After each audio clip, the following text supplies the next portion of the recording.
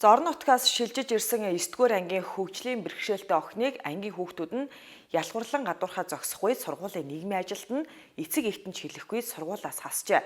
Ийм цурагч охин өөрөө хүний эрхийн үндэсний комист хандаж сургуультай иргэн орж чадсан байна. Сүүлийн жилүүдэд хүний эрхийн үндэсний комист энэ төрлийн ялгуурлан гадуурхалтанд өртсөн тухай гомдол ирэх нь нэмэгджээ. Сургууль орчмын гадуурхалт нь багш нар хүүхдүүдэд харьцуулж уралдуулдаг. Замун эцэг эхчүүд хүүхэдтэй тавих анхаарал нь сул. Сургууль нь ялгуурлан гадуурхалтыг анхаарч үздэггүй зэрэгтэй холбоотой байдаг гэнэ. Энэ оны эхэнд гарсан ганцхан жишээ дуртахад орон нутгаас хотод шилжиж ирсэн 9-р ангийн хөгжлийн бэрхшээлтэй охиныг ангийнхан хүүхдүүд болон ангийн багш нийгмийн ажилтнанд хүртэл гадуурхаж, хувийн хэрэг дээр нь өөрийн хүсэлтээр сургуулиас шилжсэн гэсэн бичиг хийж өгөөд сургуулиас нь хасжээ. Ингээд сурч байсан сургуулиас хасагдсан охин 5 сар сургууль завсардсны эцэст хүний эрхийн үндэсний комист өөрөө ханджээ.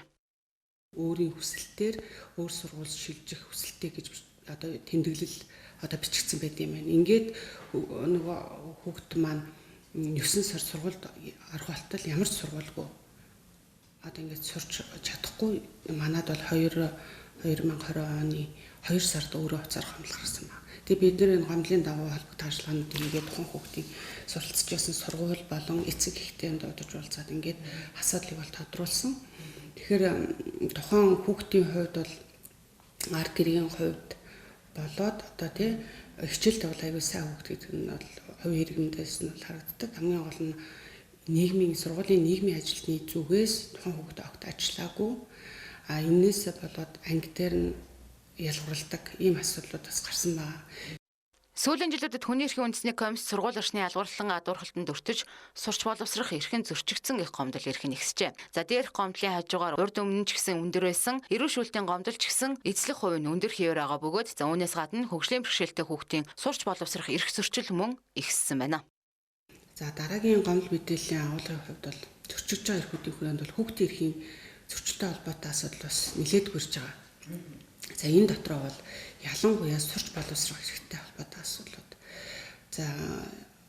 Хүүхдийг нь хөгжлийн бэрхшээлтэй гэдгээр нь ялгуурладаг. Хүүхдүүдийг хооронд нь сурагчдыг хооронд нь багш болон нийгмийн ажилтны зүгээс ямар нэгэн байдлаар дарамт шалт үзүүлэх, ялгуурлах, үнэлэхгүйгээр сургуулиас чөлөөлөх ийм зүйлүүдийг бол гаргаж байгаа юм гомдлууд бол эзэлж байгаа. Түүнчлэн Монгол улсын боловсролын тэгш бус байдлын индексийн үзүүлэлт дэлхийн дундчтай харьцуулбал бага гарсан боловч 2014 оноос харин өсөх хандлагатай байна гэсэн юм. Энэ нь сүүлийн жилүүдэд хүний эрхийн үндэсний комист ирж байгаа сургууль орчны гадуурхал болон хөгжлийн бэрхшээлтэй хүүхдийн сурч боловсрох эрх байнга шахам зөрчигдөж байгаагаас үүдэлтэй гэж тайлбарсан юм. Харин ялгуурлан гадуурхалтыг арилгахад эцэг эх багш сургуулийн удирдлагуудын ойлголт хандлага өөрчлөгдөх нь чухал гэж хүний эрхийн үндэсний комиссоос хэлсэн юм.